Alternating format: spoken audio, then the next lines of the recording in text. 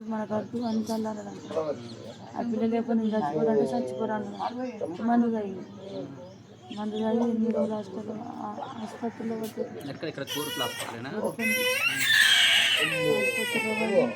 8 రోజులకు అత్తమ్మ నేను చచ్చిపోతున్నా, ఇప్పుడు మళ్ళీ మందు డబ్బా తెచ్చుకున్నా, పిల్లని చెప్ప చచ్చిపోతున్నా అని బాగా ఏడ్చింది. ఏడితే అదే రోజు మా పెద్ద బాబు చనిపోయింది.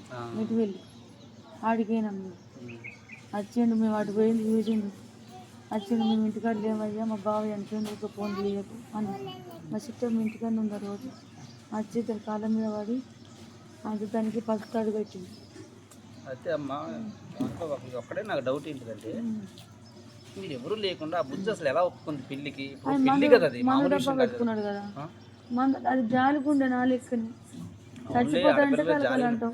నా బాధ ఏంటంటే ఇది పెళ్లికి సంబంధించిన విషయం కదా, మన అన్నయ్య వాళ్ళు కానీ ఎవరు లేరు అప్పుడు. వాళ్ళు లేరు, అందరం ఆడితే పోయినాం. ఒక్క పురుగులు లేమో. పెద్ద బావ చనిపోయాడు, సొంతం బావ, అక్క మొగుడు చనిపోయాడు అని అందరం పోయినాం. ఇంట్లో అందరం పోయినాం. మా సిటీకి కొద్దిగా వెళ్తే మంచిగా లేదు. వాళ్ళ పెద్ద వదిన పిల్ల ఒక ఇద్దరే ఉన్నారు. అంటే పెద్ద వదిన అంటే మా కోడలు కాదు, అక్క కోడలు. మళ్ళీ మందు తాగి చచ్చిపోతా వయసు మంది కాళ్ళ మీద పడ్డాడు. అదే నా డౌట్ ఒక్కటే అమ్మ, ఇక్కడ అన్నీ బాగానే ఉన్నాయి కానీ పెళ్లి విషయం కదా, ఆడపిల్ల ఇంతమంది అన్నదమ్ములు ఉన్నారు, అసలు ఎవరికి చెప్పకుండా డైరెక్ట్ పెళ్లి గురించి అతను తీసుకుని వెళ్తే కానీ ఎలా వెళ్ళి మా అన్నయ్యలు రాని అమ్మ రాని అని ఒక మాట చెప్పాలి కదా. అంటే నా చిన్న ఇప్పుడు బుజ్జి పాపం యూట్యూబ్ చేస్తుంది కాబట్టి మినిమం ఐడియా ఉంటుంది, ఒక అన్ని చూస్తుంది కదా, అదొక్కటే ఎందుకు చేయలేదు అనేది నా బాధ. అది ఎందుకంటే మేము అందరం ఇంటికాడ ఉన్నప్పుడు వాడు ఫోన్ చేసిండు కదా, మేము కూడా ఒక మాట అన్నాం. ఏమన్నాం గుర్తేనా, సిటీ మందు తాగింది కానీ ఒప్పుకో సిటీ ఫోన్ తీయ ఇన్నే ఉంటాడట మన ఇంటికన్నా. అంటే మీకు ఫోన్ చేసి చెప్పిందా అమ్మ ఇటు వచ్చిండు నన్ను పెళ్లి తీసుకుంటా అంటాడు అని చెప్పిండా? చనిపోయిన దగ్గరికి వెళ్ళారు కదా మీరు, అడిగేనాం. అమ్మ కాలం మీద పడ్డాడే వచ్చిండమ్మ, ఇగో తాళి కట్టిండి నేను తెంపి పడేస్తానంటే మీరు ఒక మాట వచ్చేదాకా ఆగమ్మా, మరి మేము చెప్తాను పెళ్లి అంటే ఫస్ట్ చెప్పలేదు. తాళి కట్టినాక ఫోన్ చేశారా? కట్టినాక ఇంట్లో కట్టాడా లేదా బయట? ఎటు పోయిండో తెలియదు. ఇక ఎటు పోయిండో తెలియదు. వచ్చినాక మీరు అడగలేదా అది ఇంట్లోనే కట్టిందని అంటుంది. అప్పుడు బయట తీసుకెళ్ళిపోయినా ఆడ అంటుండు. ఇక ఎందుకు బాధ పెట్టాలని సప్పుడు అంటున్నది. ఇది మరి అయితే బయట కట్టిండా ఇంట్లో కట్టిండా అమ్మ ఏడ కట్టిండా? నా బాధ ఏంటంటే అమ్మ చాలా జరిగింది కానీ 13 మంది అన్నదమ్ములు ఒక్కడన్నా ఆ టైంలో ఇంటికాడ ఉండుండే, ఉదాహరణకి ఒకళ్ళ ఇంటికాడ ఉండుంటే అన్నయ్య వచ్చిండు అంటే బుజ్జి మనకు చెప్పుకుంటే బాగుండేది. అన్నయ్య ఇలా వచ్చిండు, అతను మొన్న వచ్చిండు కదా, వాళ్ళ తల్లిదండ్రులు తీసుకొని మనం ఒప్పుకోలేదు కదా, మళ్ళీ వచ్చిండు, ఒకసారి మీరు రండి, ఇతనేదో పిల్లి అంటాడు మరి తాళి కడతా అంటాడు అని ఒక్క మాట ఉంటే బాగుంటుంది. మీరు లేరన్నయ్య ఆ టైంలో?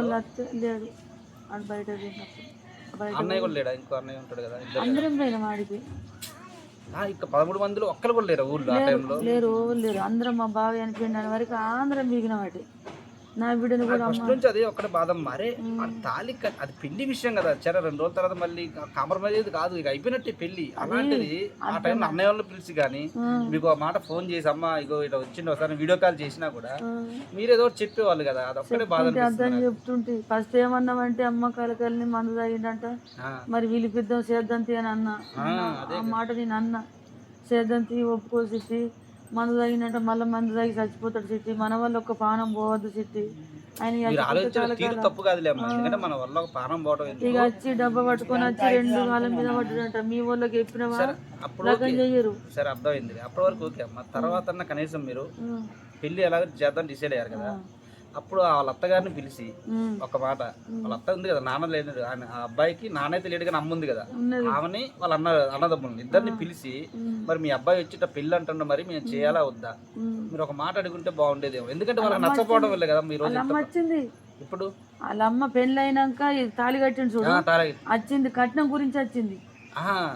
మీరు చెప్పారు ఫోన్ చేసి తాళి కట్టిండు మీ ఊడని, తాళి కట్టిండు ఇట్లా వెళ్ళి మంచిగా ఉండదు పద్ధతి ఇది, తాళి తీసాడ వారేస్తాం మేము, మీరు ముందు మీ అన్నదమ్ము నీ కొడుకులు నువ్వు అద్దు పిల్ల అద్దు మాకు కట్నం బాగా కావాలా, నిజం బాధ పిల్లని మాట్లాడుకురట, ఆల్రెడీ మాట్లాడుకురట. నా చిట్టమ్మ రాక మాట్లాడుకున్న తర్వాత ఈ అబ్బాయి అమ్మాయిని వద్దని చెప్పాడు, అంటే మన బుద్ధి నచ్చింది కాబట్టి. నా డౌట్ ఏం తెలుసు అక్కడ అనకూడదు కానీ వాడు నల్లగా ఉన్నాడు, వాడిని ఆ అమ్మాయి నచ్చలేదు, నచ్చరు కదా, ఎవరు నన్ను నచ్చరు, ఈ బుజ్జి కొద్దిగా అందంగా ఉంది, ఏమైనా చేసుకుంటే కొద్దిగా నాకు కూడా లెవెల్ పెరుగుతుంది, అంటే అందంగా ఉన్న అమ్మాయిని చేసుకున్నాడు నల్లగా ఉన్నా కానీ అనుకోడు. అది అంతే అంతే.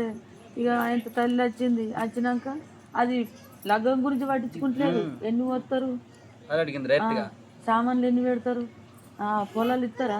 మాకు పొలం దిక్కులేదు, తిందామంటే తిండి దిక్కులేదు, పొలాలు ఎక్కడ తల్లి మాకంటే నిజామాబాద్ సైడ్ ఇస్తారంటే నిజామాబాద్ సైడ్ ఇస్తే తీసుకుని పోనీ కొడుకుని. ఇప్పుడు కూడా అది లగ్గం కాదు. మంచి పని చేశారా? తీసుకోపో. ఇక ఇల్లు గొడవలు సంపుతా, ఏడన్నా కలితే నేను కొట్టలు కలిసిన చంపుతా, అంగట్లో కలిసిన సంపుతా అని అన్నదమ్ములు ఫోన్ చేసిర్రు. మా బాబు పెద్ద మంచి ఫోన్ చేసిర్రు. లంజోడుకు ఈ లంజోడికి కాలు మొక్కుతా, పోలీస్ స్టేషన్ వద్దు, పంచాయతీ వద్దు, నేను మీ దగ్గర ఉంటా. నా వాళ్ళతో మీకు అవసరం లేదు. నా అన్నదమ్ములు నాకు బుక్కడు అన్నం పెట్టలేరు, నా తల్లి నాకు బుక్కడు అన్నం పెట్టలేరు. లగ్గం చేద్దామంటే పైసలు లేవన్నది, నా జీతం పైసలు అన్ని తీసుకున్నది. వాళ్ళు నాకు 60 అద్దాలు నాకు నచ్చలేరు, నేను అడిగిపోను. నీ బిడ్డను పట్టుకుని బతా, నాకు ఏ పంచాయతీ పెట్టకు, ఏ టౌన్లో పన్న పోను. మీరు కొంత సిగ్గు మనిషిని, నేను అది సిగ్గు మనిషి అట.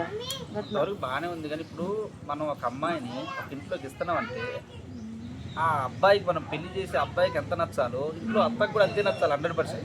అత్తకి నచ్చకపోతే ఏ కోడలు కూడా ప్రశాంతంగా ఆ ఇంట్లో ఉండదు. మరి మీరు అదొక్కటి కూడా ఆలోచించే బాగుండేది. ఏమన్నది ఎన్ని వస్తారని అంటే అతను మన దగ్గర ఉన్నాడు, కొన్ని రోజులు ఉంటాడు, మరి కొన్ని రోజుల తర్వాత వాళ్ళ ఇంటికి వెళ్ళాలి కదా, మరి అప్పుడు అత్త చూడాలి కదా, చూడదు కదా, చూడదు. ఇబ్బంది అవుతుంది. మోనన్నాడు, అది అడిగే పెట్టన్నాడు. నేను అసలు ఉన్నాడు, నేను అసలు నేను చచ్చిన ఈయన బతికిన ఈయన భర్త ఇక్కడ ప్రశాంతంగా ఉన్నది. నాకు ఆడ మంచిగా లేదు కొట్లకాడ. వాడు ఒకటే ఆలోచించిండు, అమ్మ అమ్మ బుజ్జి మీద మోజు తీరిపోయింది, ఇప్పుడు నాకు డబ్బులు కావాలి, 5 లక్షలు అనుకున్నదే చేసేసిండు, ఇప్పుడు డబ్బులు కావాలి అంటే మీరు ఇచ్చేది 5 లక్షలే, వాళ్ళ లెక్క ప్రకారం ఆడ తీసుకుంటే 50 లక్షల దాకా వస్తాయి. అట్లా ఆలోచించిన అనమాట. అట్లా ఆలోచిస్తే పొమ్మంటుంటే కదా. అదే కదా సరే, అట్లా ఆలోచిస్తే తప్పులేదు, వెళ్ళిపో నీ దారిలో, నీకు లక్షలు ఇచ్చే వాళ్ళు చేసుకో, మనమే కేసు పెడతామని చెప్పలే కదా, వెళ్ళిపోయి ఆడ అమ్మాయిని చేసుకో, ప్రశాంతంగా ఉండు. అసలు ఏమైనా సంపాదించిన అవసరం ఏమొచ్చింది నాకు ఇప్పటికీ అర్థం కాదు. వీడు చాలా తెలివిగల్లోడు, వీడు ఇప్పుడు తెలివిగల్లోడు ఎవడైనా సంపడు, ఆమె వేరే విధంగా వదిలించుకుందాం చూస్తాడు. అవసరమైతే ఆ అమ్మాయి మీద మీ బుజ్జి వేరే వాడితో మాట్లాడతాను నేను చూసా, నాకు మీ అమ్మాయి వద్దనైనా ఏదో ఒక్క పెట్టి వెళ్ళిపోవచ్చు అంతే తప్ప సంపాదించిన అవసరం ఏముంది వాడికి. నమస్కారం. నా బిడ్డకు మొగలు రోగు లేదు, పాపం ఇంత గౌరవం, గట్టిగా కొడితే ఒక దెబ్బ చచ్చిపోయింది. లంజుడు వాడు కనికరం, అరే ఇక్కడ అన్నం తిన్నాడు, ఇక్కడే ఉన్నాడు, వాడికి మంచి బంగ్లా చూసే వచ్చేటప్పుడు ఆ ఇల్లు అంత మంచి ఇల్లు ఇచ్చారు, వాడికి ఏం తక్కువైంది పాపం. అది వీడియోలో చూసాం, ఆ తెల్ల కావాలని అవి ప్రేమతో ఎంత మంచిగా చూసుకుంది. జాలి కనికరం రాలేదు వాడికి, కొద్దిగా జాలి దయ అనేది ఒకటి ఉంటది కదా. అరే ఏమో నాకు అన్నం పెట్టింది, నన్ను ఎంత ప్రేమగా చూసుకుంది, సరే నేను వదిలేద్దాం నచ్చకపోతే కానీ అనుకోవాలి తప్ప అసలు సంపాదించిన అవసరం ఏముంది వాడికి. తెల్లవార్లు నైట్ అంతా ఎంత నరకం అనుభవించింది. వాళ్ళ అన్నలు వచ్చి ముందే పిల్లకు మత్తిచ్చింది కదా, నాకు మా ఆయనకు మా చిట్టుకి గోళీలు కదా. గవర్నమెంట్ హాస్పిటల్ పనిచేస్తాడు. అంత అవసరం ఏమొచ్చింది అసలు? మాట అసలు వద్దనుకుంటే నాకు వద్దమ్మా, మీ అమ్మాయి వేరే వాళ్ళతో మాట్లాడతాను నేను చూసా, నాకు మంచిగా అనిపించలేదు, వంక పెట్టాలి కావాలని. అలా పెద్దన్న అలా దాన్ని కాళ్ళు చేతులు బట్టి లేపి మేడలు బట్టి గోడకి వేసి గుద్దితే మొత్తం నెత్తంతా చిల్లి కళ్ళమైంది. మళ్ళీ కోలు గుద్దిర్రు, గుద్దుడు మీద గుద్దు మీద గుద్ది పడిపోయింది. కత్తిలో బట్టి పెయి 2 పొడిచిర్రు, కత్తిలో బట్టి. అది ఉండగాడ నా బిడ్డ ఎవరికి అన్యాయం చేసింది. అదే కదా, పోనీ దీనివల్ల నాకు ఇంత అన్యాయం జరిగిందంటే లేదు కదా, ఆమె చేసింది. మీ వాడే వచ్చిండు, నేను చేసుకుంటాను కాళ్ళ మీద పడ్డాడు, చేసుకున్నాడు. ఈ అమ్మాయి ఏం తప్పు ఉందని వాళ్ళు సంపాదించిన అవసరం ఏముంది అసలు? ఏమైనా తప్పులు ఒప్పులు ఉంటే నేను తిట్టింది ఉంటే ఏమైనా తప్పులు, జీవితంలో అది పానం మీద తప్పులు చేయదు. ఇంట్లోకి వెళ్ళి బయటకు వెళ్ళింది నా బిడ్డ అని పని బంద్ పెట్టిపించి ఇంట్లోనే ఉంచుకున్నది. ఇంట్లో దాని దగ్గరనే ఉంచుకున్నది. నీటు తీసుకుందాం, ఇలా పైసలు సంపాదించుకుందాం, 12 గంటల డ్యూటీకి ఏం పోతావు, 10,000 రూపాయలకు 12 గంటల డ్యూటీ చేస్తాం, ఒకటే 15 రోజులు చేస్తే పని కూడా బంద్ పెట్టి, లంగ దొంగ అయితే పని బంద్ పెట్టించిన అన్ని దగ్గర ఉంచుకుంటుందా? మీ వైపు నుండి అయితే మీరు చాలా ప్రేమగా చూసుకున్నారమ్మా, మీరైతే ఏ తప్పు లేదు, మీరు మంచిగా నమ్మారు, మంచిగా ఇద్దరు కళ్ళ ముందు మంచిగా ఉంటున్నారు. ఇక మీరు ఆ నమ్మకపోవడంలో అందులో ఏమున్నది? కానీ ఇట్లా చేస్తారని ఎవరు మీకులాగా అంత ప్రేమగా ఎవరు చూడరు అసలు. వాడికి ఆ విత్తనం దయ లేకపోవడం ఏంది నాకు ఇప్పటికీ అర్థం కాదు. వాడు మనిషే కదా, ఇన్ని సంవత్సరాలు బతికినాడికి, వయసు వచ్చిన పిల్లగాడికి మినిమం జ్ఞానం ఒకటి ఉంటుంది కదా. అరే ఇంటిగా నేను అన్నం తిన్నా, ఇలా చేతితో వీళ్ళు నన్ను ఎంత ప్రేమగా చూశారు, సరే నాకు నచ్చకపోతే వదిలేసి వెళ్తా తప్ప సంపాదించిన అవసరం నాకేమని ఒక్క మాట ఆలోచించాలి వాడు. వాడిని అసలు అనవసరంగా వదిలేశారన్న, ఎంత పని అయిందన్న. దొరకలేడు కొంచెం దొరికితే కేసులు ఇవన్నీ ఉండొద్దు ఇటువంటి వాటిల్లో. అంతే. నా కొడుకు దొరికితే కస్స పొడిసి పడేయాలి ఎక్కడికక్కడికి. ఏ పార్ట్ కాబట్టి నరికి అటుకెళ్ళి కాలు చేతులు పడేసి ఆడ అది ఉంటుంది కదా మన సెంటర్, అలా ఊరికి ఏలాడి తీయాలి ఒక కర్ర కట్టి. ఇట్లా చేస్తే చేసిన నలుగురిని ఏలాడి తీయాలా, పోలీస్ స్టేషన్ లో చెప్తున్నట. ఇప్పుడు ఇందులో ఒకటమ్మా, సరే వాళ్ళ కక్ష ఉంది బుజ్జి మీద, వాళ్ళు సరే నలుగురు చంపకుండా వాళ్ళు ముగ్గురు వచ్చిన వాళ్ళు చంపి ఈడు ఒక ఆపి అన్నయ్య వద్దన్నయ్య అమ్మాయి మనం ఎందుకు చంపాలని ఒక ఆపొచ్చు కదా, ఈడు మిమ్మల్ని లేపొచ్చుగా వచ్చి. అయ్యో తలుపు మీ దగ్గరకు వచ్చి అత్తయ్య రండి మీరు ఒకసారి, ఇక మా అన్నయ్య వాళ్ళు వచ్చారు చంపుతున్నారు ఒకసారి రండి అంటే వాడికి ముళ్ళేం పోయింది నాకు అర్థం. వాడిని కూడా చంపాలని ఫిక్స్ అయ్యిండు, లేకపోతే మమ్మల్ని లేకపోతే అదే కదా వాడు చంపాలని ఫిక్స్ అయింది కాబట్టి కదా. ఆడే పోయి కొట్ల పోయి తోలుకొని వచ్చిందంట 12 గంటలకు. అది అంటే వాళ్ళు ప్రీ ప్లాన్లు కొద్ది దగ్గరకు వచ్చి ఉన్నారు, ఈ లోపు ఫోన్ చేసినట్టున్నాడు అమ్మా. ఇక రాగానే అట్నుండి కొద్దిగా ఇల్లు కూడా దొరికింది మంచిగా, లోపలికి వెళ్ళారు. ఇంటి వెనకకి తోలుకొచ్చిండు. సంవత్సరం మేము అది చూసాం, అదే ఓపెన్ ప్లేస్ ఉంది కదా, అటు నుంచి వచ్చినట్టున్నాడు. బండలు పెట్టినాం, రేకులు పెట్టినాం, పని చేసినాం, అదంతా తీసేసి. అయితే అమ్మ నాకు చిన్న డౌట్, ఆ రోజు వరకు కూడా వాళ్ళిద్దరు గొడవ పెట్టుకున్నట్టు ఏం లేదా? అంటే నాకు చిన్న డౌట్ ఏంటంటే యూట్యూబ్ లో వీడియోలు చూసా వాళ్ళిద్దరు గొడవ పెట్టుకున్నట్టుగా.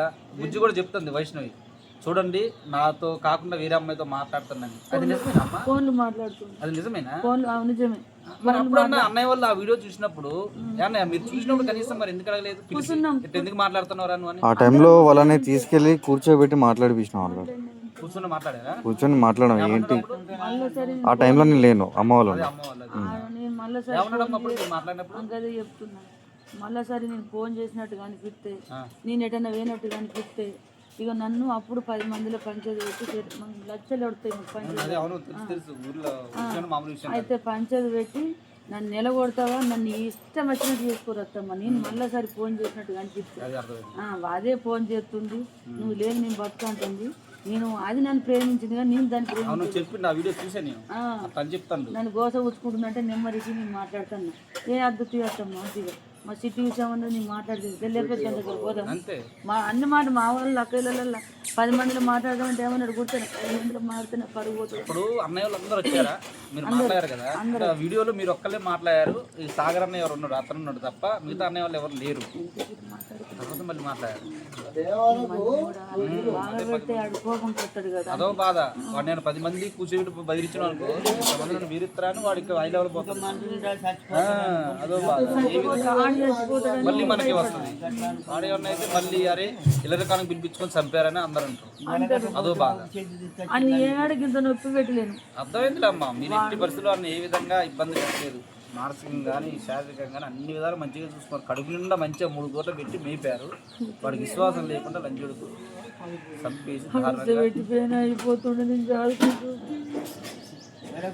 అన్నదమ్ములు తల్లి చంపంగా భార్యను చంపంగా అని ఎంత నవ్వుతుంది. పుడితేనా చిన్న పిల్లలు ఆడుకున్నది, ఎట్లా చంపబుద్ధి అయితే చెప్పు. నేను చిన్న పిల్ల ఎంత చంపుద్ది వాళ్ళకి కనికరం లేకుండా. వాళ్ళకి లేరు ఆడపిల్లలు, వాళ్ళ కోడళ్ళు మరి ఉన్నారా ఇప్పుడు? ఉన్నారు, 2 కోడళ్ళు. వాళ్ళకి తెలుసు కదా మరి ఎందుకు ఆ బుజ్జిని అలా చేయాలని వాళ్ళన్నా చెప్పలేదా వాళ్ళకి? వాళ్ళు ఆడబిడ్డలే కదా. ఇప్పుడు వీళ్ళు అందరూ జైల్లో ఉన్నారన్న ఇప్పుడు? అందరూ జైల్లో ఉన్నారు.